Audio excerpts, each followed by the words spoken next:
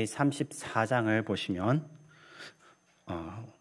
우리는 언제 하나님의 부르심을 받을지 모르지만 어떻게 하면 주께 선물로 받은 이 인생을 더 아름답고 멋지게 살아갈 것인지 진지하게 생각해보는 시간이 필요하다는 것을 알게 됩니다. 아직 40도 안 된 설교자가 이런 말을 하는 게 이상하게 들릴지 모르지만 신명기서에 나온 모세의 마지막 연설 장면을 보면 나도 저렇게 살다가 주 앞에 가면 좋겠다 이런 마음이 강하게 들어온다라는 것을 말씀드리고 싶습니다.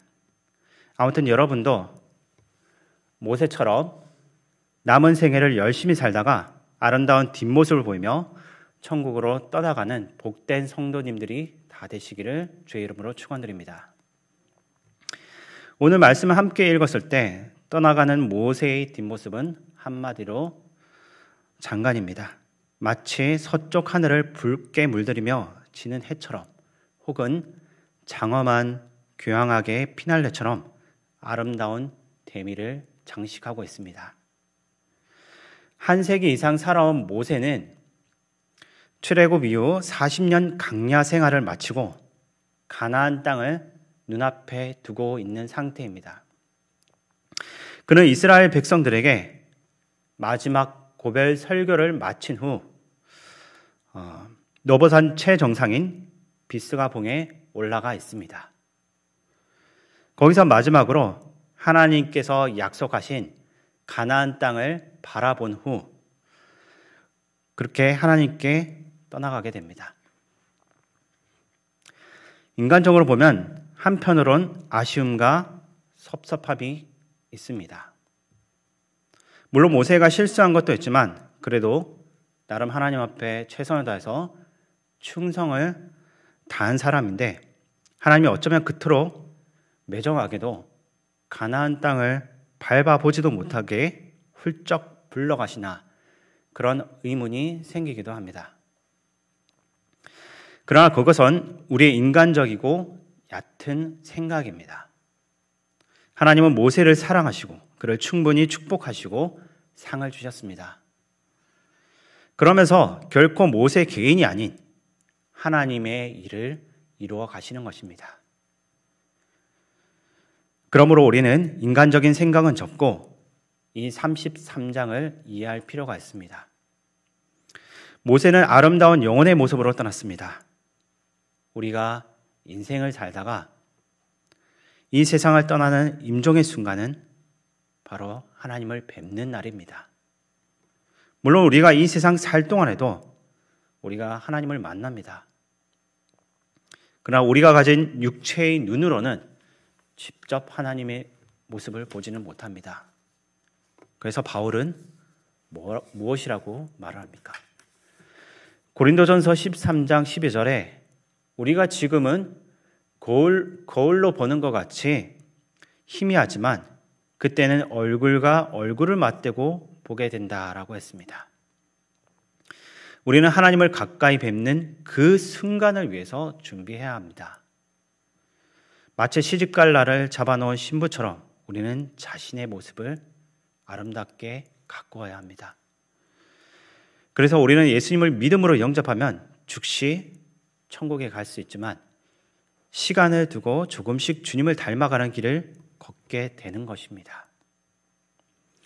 마치 안경알을 닦듯이 우리의 영혼을 맑고 투명하게 갈고 닦으며 단련해야 합니다. 그러다가 하나님이 부르실 때 가장 아름다운 모습으로 가게 되는 것입니다. 이 시간 주어진 일을 다 마치고 조용히 떠나가는 모세의 모습이 어떠한지 7절을 통해서 한 번 더 보겠습니다. 7절을 보시면 모세가 죽을 때 나이 120세였으나 그의 눈이 허리지 아니하였고 기력이 쇠하지 아니하였더라. 아멘.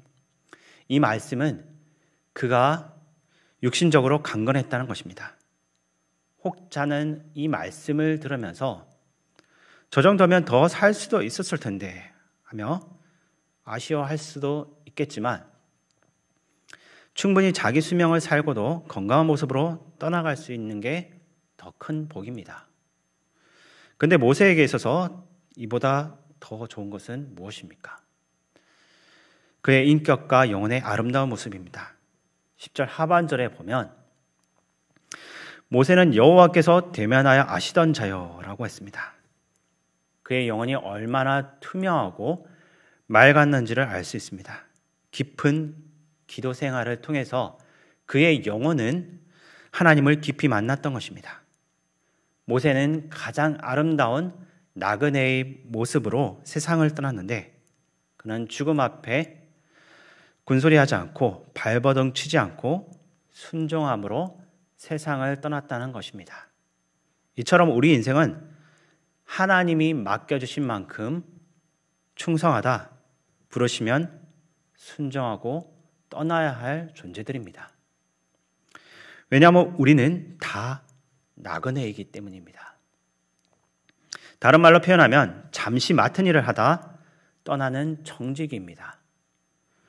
모세도 인간이었기에 나름대로 가나안 땅에 들어가고 싶은 소원이 있었을지 모르지만 자신의 성취를 확인하고 싶었을 것입니다. 그리고 이스라엘 백성들이 걱정됐을지 모르지만 그는 하나님의 뜻에 온전히 순종했습니다. 그는 자신에게 맡겨주신 몫을 다했고 또 천국에 들어갈 수 있게 거저 감사할 뿐이었습니다. 우리는 우리 인생의 주인은 어디까지나 하나님이시다라는 그 사실을 기억해야 합니다.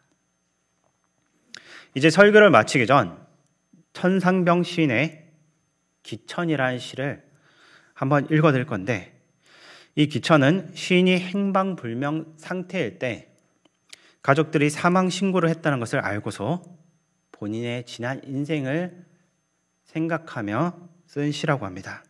한번 읽어보겠습니다.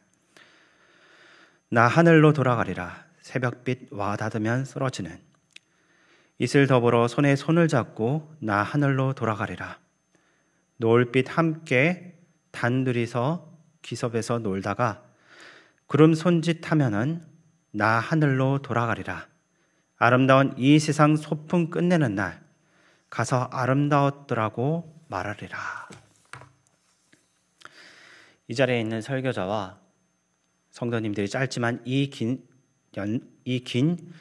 인생 여행을 다 마치고 본래 가야 할 본향에 들어갔을 때 참으로 너의 삶은 아름다운 여정이었노라 라고 주께 칭찬받는 삶이 되시길 주의 이름으로 축원드립니다.